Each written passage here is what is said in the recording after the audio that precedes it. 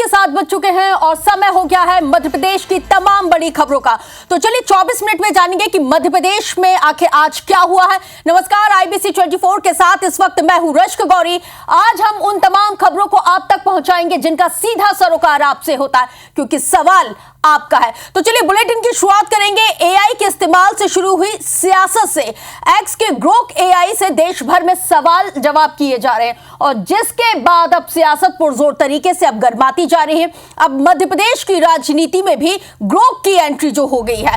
मध्य प्रदेश के पूर्व मुख्यमंत्री दिग्विजय सिंह की सरकार में डकैती के 9 गिरोह राज्य में सक्रिय थे। ये AI ग्रोक ने जवाब दिया है, ये हम नहीं कह रहे हैं। और इसके साथ ही बीजेपी प्रवक्ता हितेश वाजपेयी के सवाल का ग्रोक ने यही जवाब दिया। बीजेपी प्रवक्ता हितेश वाजपेयी ने एक्स के ग्रोक AI से सवाल किया था कि जब दिग्विजय सिंह मुख्यमंत्री थे तब प्रदेश में कितने डकैत सक्रिय थे और आज जब डॉक्टर मोहन यादव प्रदेश के मुख्यमंत्री हैं तब कितने हैं। तो जवाब में ग्रोक ने बताया है कि दिग्विजय सिंह के समय 1993 से 2003 तक के समय में मध्य प्रदेश में डकैती अपने चरम पर थी। 1999 में 9 गिरोह सक्रिय थे। साल 2000 में 101 डकैत पकड़े गए और 23 मारे गए थे। डॉक्टर मोहन यादव के कार्यकाल में मार्च 2025 तक आधुनिक पुलिसिंग से डकैती कम होती हुई प्रतीत हुई है, लेकिन सटीक आंकड़े अब तक उपलब्ध नहीं है। ग्रोक के इस जवाब को वाजपेयी ने अपने सोशल मीडिया अकाउंट पर बाकायदा शेयर किया है, जिसके बाद सियासी बयानबाजी अब तेज हो गई है। कांग्रेस ने इस पूरे मामले पर पलटवार किया है। कांग्रेस के पूर्व विधायक शैलेंद्र पटेल का कहना है कि उस समय अगर डकैत समस्या थी तो उनके खात्मे को भी दिग्विजय सिंह के सरकार के कार्यकाल में ही किया गया है और वो जो कदम उठाए थे उसकी वजह से ही उनका खात्मा हो पाया है। तो आज मैंने ग्रोक साहब से पूछ ही लिया, आजकल बहुत पॉपुलर है कि साहब बताओ कि ये डकैतों के संरक्षण सबसे ज़्यादा डकैत किसके राज में थे। तो बड़ा आश्चर्यजनक जवाब आया। 100 से ऊपर डकैत जो थे वो दिग्विजय सिंह के शासनकाल में पल रहे थे, पोसे जा रहे थे। वहीं आज हमारी सरकार में एक भी डकैत नहीं है। ने ये भी लिखा कि सबसे ज़्यादा डकैत लगभग 101 डकैत उस समय मारे भी गए। डकैती की समस्या थी, दिग्विजय सिंह जी कार्यकाल में उनको उन्मूलन हुआ और धीरे धीरे डकैती खत्म हो गई। अगर दिग्विजय सिंह जी उस समय कारागार उपाय नहीं लेते तो शायद डकैती की समस्या का समाधान नहीं होता। सही है, ज़्यादा थे लेकिन मारे गए, खत्म हो गए। अब दूसरी खबर की ओर जुड़ेंगे और हम देखेंगे कि मध्य प्रदेश में बढ़ते हुए महिलाओं से हैवानियत के मामले किस कदर इसमें इजाफा हुआ है। मध्य प्रदेश में हर रोज तकरीबन रेप के 20 केस दर्ज हो रहे हैं। ये हम नहीं कह रहे हैं। विधानसभा में कांग्रेस विधायक पंकज उपाध्याय के एक सवाल पर गृह विभाग की तरफ से यह जवाब दिया गया। कांग्रेस MLA के सवाल पर गृह विभाग ने जवाब दिया है। साल 2024 में रेप के 7,294 मामले दर्ज किए गए थे। साल 2020 में मध्य प्रदेश में रेप केस की संख्या में इजाफा हुआ जो 6,134 थी। मध्य प्रदेश में 5 साल में रेप के केस में 20% की बढ़ोतरी हुई है। झाबुआ में 122% तक रेप के मामलों में इजाफा हुआ है। इसके बाद कांग्रेस ने सरकार को घेरा। कांग्रेस ने कहा है कि बीजेपी सरकार सिर्फ वसूली, लूट खसोट में लगी हुई है। महिलाओं की लाज बचाने में मध्य प्रदेश सरकार पूरी तरह से फेल साबित हो गई है। वहीं बीजेपी ने भी इस पूरे प्रकरण पर पलटवार किया है।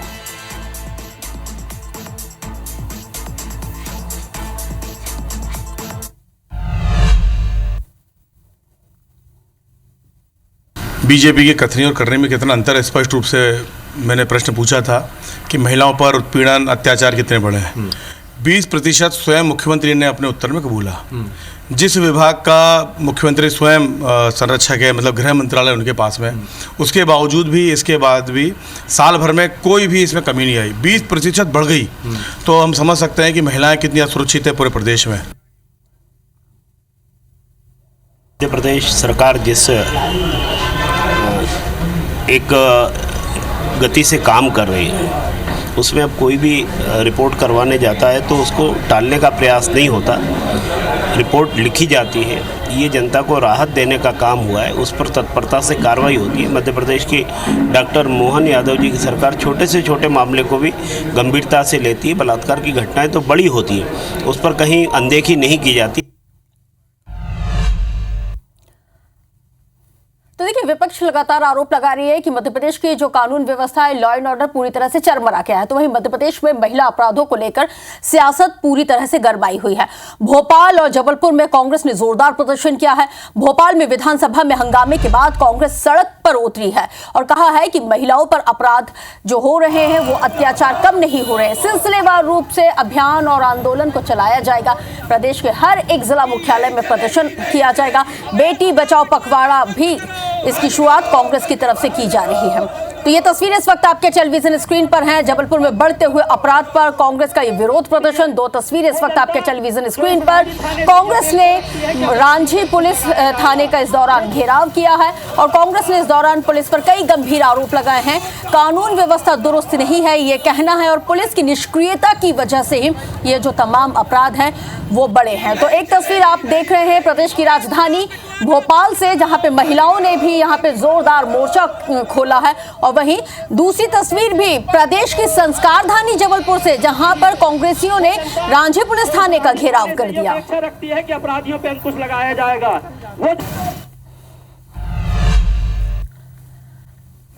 तो देखिए, मध्य प्रदेश के 27% ओबीसी आरक्षण के मामले में सुप्रीम कोर्ट ने मध्य प्रदेश हाई कोर्ट को एक अहम निर्देश दिया है। सुप्रीम कोर्ट ने हाई कोर्ट को कहा है कि वो ओबीसी आरक्षण से जुड़े किसी भी मामले पर किसी तरह की कोई सुनवाई ना करे। सुप्रीम कोर्ट ने कहा है कि जब तक वो मध्य प्रदेश ओबीसी आरक्षण के मुद्दे का निराकरण नहीं कर देता है, तब तक हाई कोर्ट इससे जुड़ी किसी भी याचिका पर सुनवाई ना करे। सुप्रीम कोर्ट ने यह निर्देश मध्य प्रदेश सरकार की ट्रांसफर याचिकाओं पर सुनवाई करते हुए दिया है, जिसमें सरकार ने 27% ओबीसी आरक्षण की सुनवाई मध्य प्रदेश हाई कोर्ट के बजाय सुप्रीम कोर्ट में किए जाने की मांग की थी। 21 अप्रैल को मामले की अगली सुनवाई होगी। आपको बताते चले कि कमलनाथ के मुख्यमंत्री रहने के दौरान सरकार ने ओबीसी आरक्षण को 14 से बढ़ाकर 27% कर दिया था, जिसे मध्य प्रदेश हाई कोर्ट में चुनौती दी गई थी।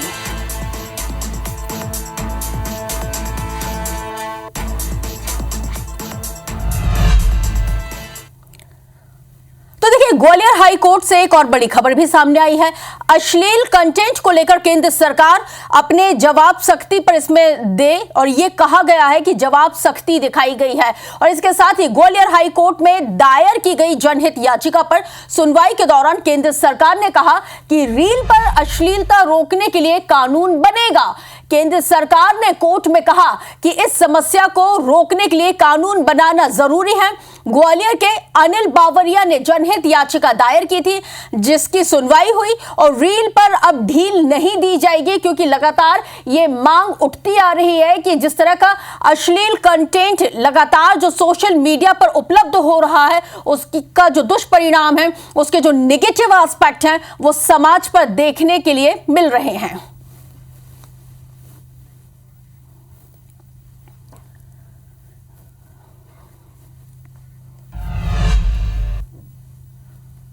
तो चलिए आगे बढ़ेंगे, बात इंदौर से। इंदौर के महालक्ष्मी नगर इलाके में हुए भावना सिंह मर्डर कांड में एक बहुत बड़ा खुलासा हुआ है। भावना के मुंह बोले भाई ने खुलासा किया है कि भावना होली के दिन तक ग्वालियर में ही थी। IBC 24 पर भावना के परिजनों ने शव लेने से सिरे से इनकार कर दिया था, जिसके बाद ग्वालियर में रहने वाले भावना के मुंह बोले भाई पंकज ठाकुर इंदौर आया और IBC 24 से खुद उसने संपर्क करते हुए भावना के अंतिम संस्कार किए जाने की बात का जिक्र किया। IBC 24 से बातचीत में पंकज ने कहा है कि भावना परिवार से अलग होने के बाद ग्वालियर में ही रह रही थी और इसी दौरान उसने किसी से शादी भी कर ली थी, लेकिन कुछ दिनों बाद वो शादी टूट गई और भावना अकेले ही रहने लगी। इस दौरान भावना ने क्लाउड किचन का काम भी शुरू किया था।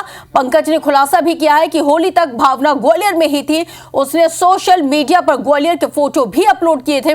भावना के भाई पंकज से बातचीत की IBC 24 संवाददाता अंशुल बुकाती ने।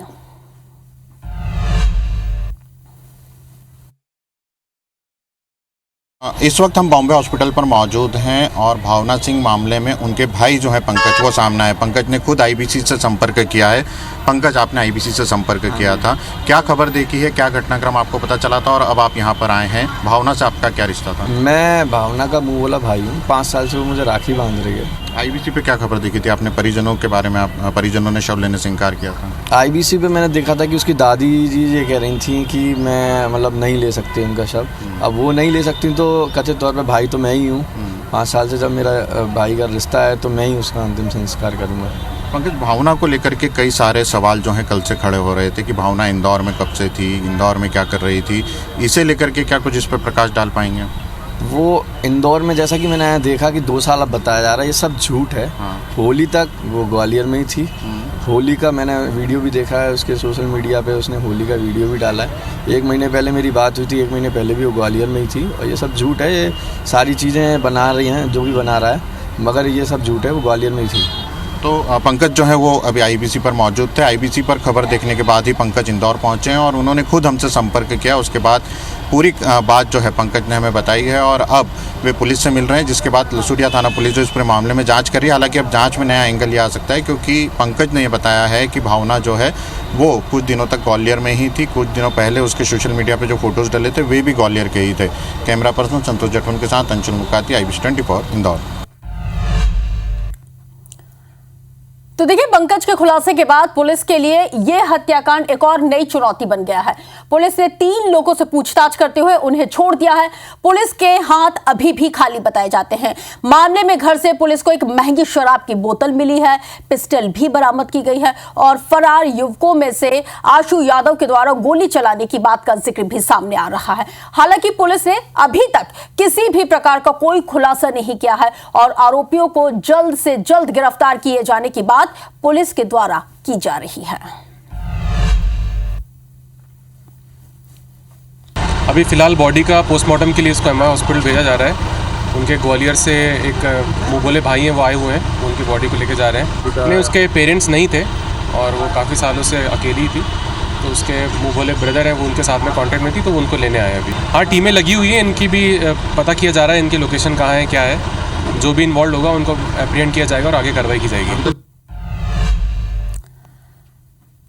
तो चलिए आगे बढ़ेंगे, बात करेंगे आरटीओ के पूर्व कांस्टेबल सौरभ शर्मा की मुश्किलों में एक बार फिर से इजाफा होता हुआ नजर आ रहा है। ग्वालियर की सिरोल थाना पुलिस ने सौरभ शर्मा और उसकी मां उमा शर्मा के खिलाफ धोखाधड़ी किए जाने की धाराओं में केस दर्ज किया है।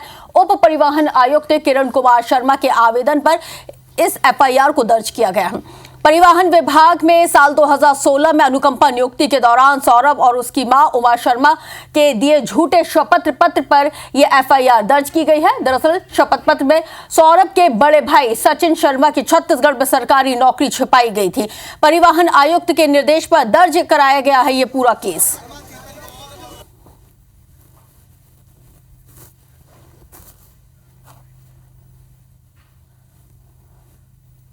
जी, ये आरटीओ अधिकारियों की तरफ से एक लिखित आवेदन प्राप्त हुआ था, जिसमें उनके यहाँ कार्यरत एक व्यक्ति के बारे में शिकायत की गई थी कि उन्होंने अपनी नौकरी के संबंध में कुछ दस्तावेज और गलत प्रस्तुत किए हैं और कुछ जानकारी छुपाई है। इसी को संज्ञान में लेते हुए इसमें मामला दर्ज किया गया है। मुख्यतः तथ्यों को छुपाया गया है इसमें, और इसमें 2 व्यक्ति शामिल हैं और गलत तथ्यों को पेश करके नौकरी प्राप्त की गई थी, उसी की शिकायत। तो देखिए, नशा नाश की जड़ है, यह हम इसलिए कह रहे हैं क्योंकि नशे में कुछ बदमाश ऐसी हरकतें कर देते हैं कि आए दिन हम वो चीजें आपको दिखाते हैं। इंदौर से ही ऐसी 2 तस्वीरें सामने आई हैं। पहली घटना इंदौर में नशे में धुत युवकों ने गाड़ियों में जमकर तोड़फोड़ की है। 12 से ज्यादा गाड़ियों में तोड़फोड़ की वारदात को अंजाम दिया गया। वहां मौके पर लगे सीसीटीवी कैमरे में ये पूरी वारदात कैद हो गई है। तो पुलिस बदमाशों की अब तलाश में जुटी हुई है। तो दूसरी घटना भी इंदौर की ही है, जहां पर नशे में धुत 2 युवकों ने जोरदार बवाल काटा। युवकों ने सराफा चौपाटी में हंगामा किया है। महंगी कार लेकर पहुंचे हुए थे ये दोनों युवक। तो पुलिस के रोकने पर दोनों युवकों ने हंगामा किया। पुलिस ने दोनों युवकों को हालांकि गिरफ्तार जरूर कर लिया है।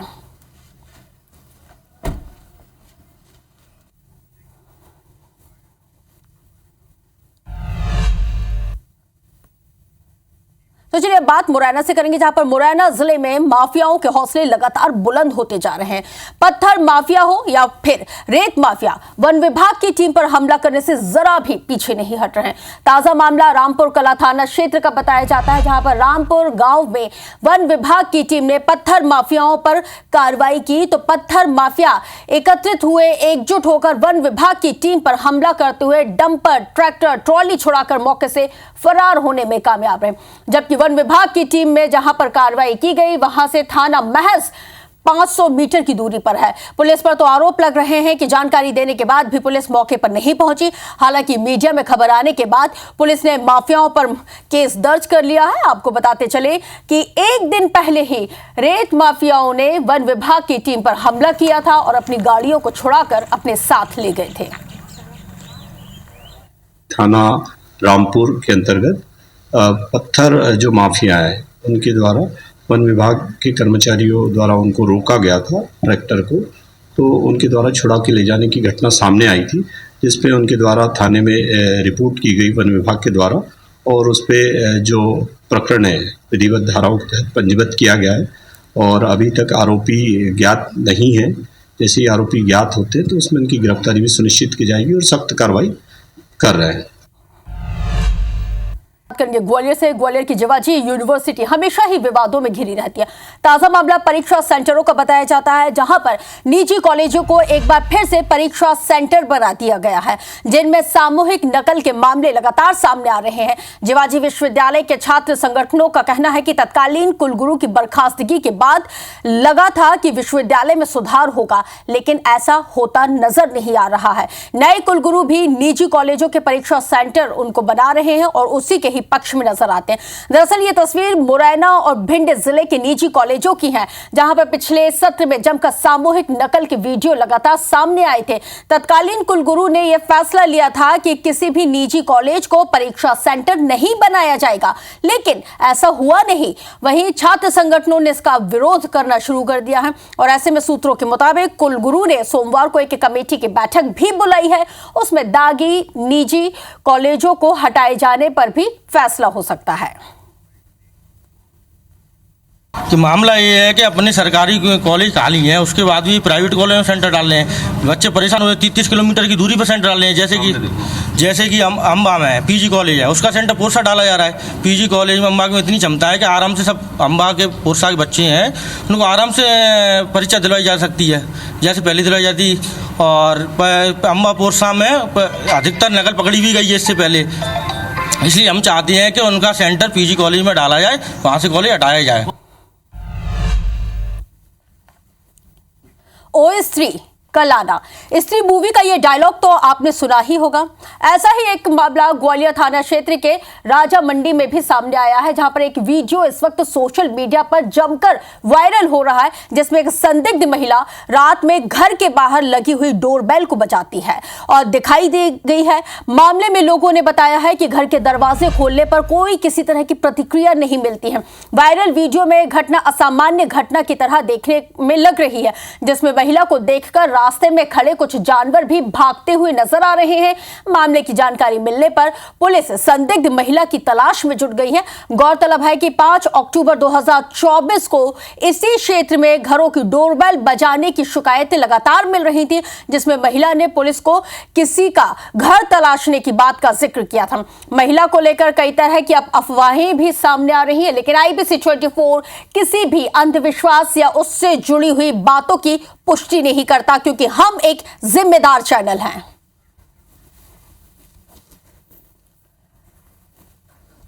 वीडियो में एक महिला द्वारा लोगों के घरों में घंटी बजाई जा रही है रात्रि के दौरान, तो इस संबंध में थाना प्रभारी ग्वालियर को निर्देशित किया गया है। और अभी चूंकि इस संबंध में थाना प्रभारी द्वारा बताया गया है कि कोई कंप्लेंट तो नहीं आई है, मगर वीडियो के माध्यम से संज्ञान में आया तो थाना प्रभारी को निर्देशित किया गया है कि रात्रिकालीन गश्त बढ़ाकर और उसको तस्दीक कर वैधानिक कार्रवाई करें। चलिए बुलेटिन में वक्त है मध्य प्रदेश टॉप 10 का। आगर में पुलिस ने 70 मवेशियों की तस्करी करते हुए ट्रक को किया बरामद। मुखबिर की जानकारी के आधार पर पुलिस ने घेराबंदी करते हुए ट्रक को पकड़ा। एक ड्राइवर को पुलिस ने किया गिरफ्तार। शहडोल में गोलीकांड के संदिग्ध ने पुलिस के साथ की है झूमाझट की पूछताछ के दौरान पुलिस से की मारपीट। ईरानी मोहल्ले में जांच करने के लिए पहुंची हुई थी पुलिस ने 18 लोगों के खिलाफ किया केस दर्ज। टीकमगढ़ में व्यापारियों ने अतिक्रमण हटाओ मुहिम के विरोध में रखा बाजार को बंद। प्रशासन के खिलाफ की गई जमकर नारेबाजी। व्यापारियों का आरोप बिना नोटिस के अतिक्रमण हटाया गया। बाजार बंद रख व्यापारियों ने सीएमओ को हटाने की मांग। मंडला के कान्हा नेशनल पार्क के पास लफरा गांव में ग्रामीणों ने चीतल को बचाया। कुत्तों के झुंड ने चीतल पर किया था हमला। वन विभाग की टीम ने चीतल का करवाया इलाज।